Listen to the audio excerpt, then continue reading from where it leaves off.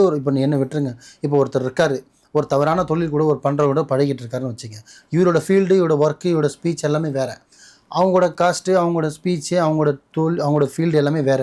ஆனா, ஃப்ரெண்ட்ஷிப்பா இருக்காங்க அப்படின்னும்போது, அவரோட ப்ளஸ் எல்லாமே இவர் ஏத்துக்கக்கூடாது. இப்போ நம்ம பழகுறோம்னா, நம்மளோட ப்ளஸ்ஸ தான் அவங்களுக்கு சொல்லி தரணுமே தவிர, அவங்களோட ப்ளஸ் எல்லாம் நம்ம எடுத்தோம்னா, அது மைனஸ் ஆயிடும் நம்ம லைஃப்ல. ஏன்னா, நம்மளுக்குன்னு ஒரு என்ன சொல்றது? எத்திக்ஸ் இருக்கு.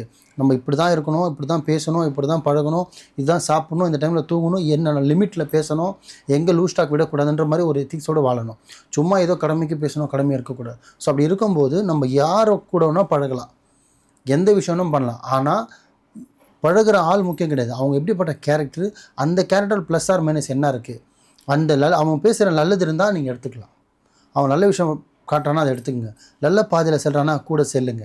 மோட்டிவேஷனாக இருக்கா அவங்க கூட பழகுங்க. ஆனால் தவறான வழியில் போகிறான்னா அவனை அப்படியே விட்டுடுங்க. அதுக்கு நான் ஃப்ரெண்ட்ஷிப்போட சொல்ல, அந்த விஷயத்தை நீங்கள் ஏற்றுக்காதீங்க.